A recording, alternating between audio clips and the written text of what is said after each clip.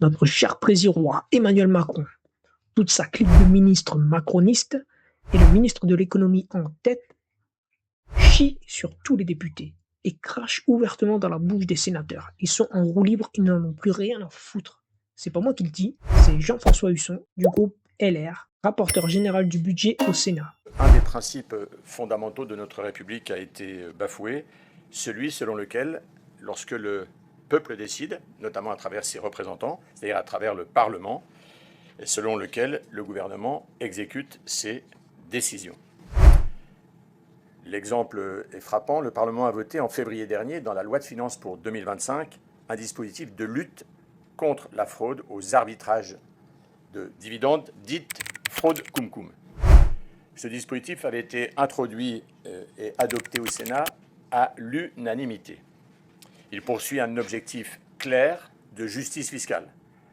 S'assurer que les actionnaires étrangers détenteurs d'actions françaises soient bien imposés, comme le prévoit la loi fiscale, lors de la perception de leurs dividendes.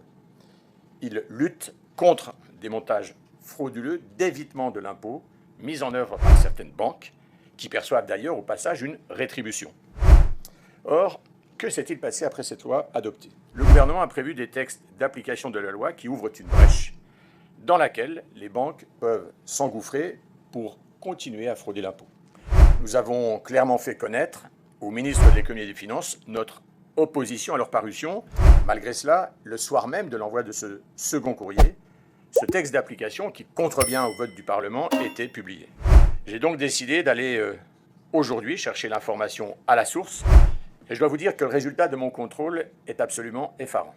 C'est le lobby bancaire lui-même, à travers la Fédération bancaire française, qui a demandé à Bercy de prévoir ces cas de non-application de l'impôt, alors que les banques elles-mêmes profitent de cette fraude. Alors pourquoi?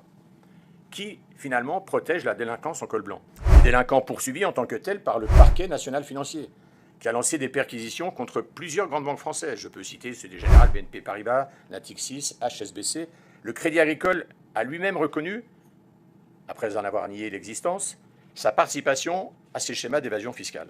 Les travaux de l'université de Mannheim en Allemagne estiment que la perte fiscale pour la France est d'environ 33 milliards d'euros entre 2000 et 2020, c'est-à-dire pas loin de 2 milliards d'euros par an.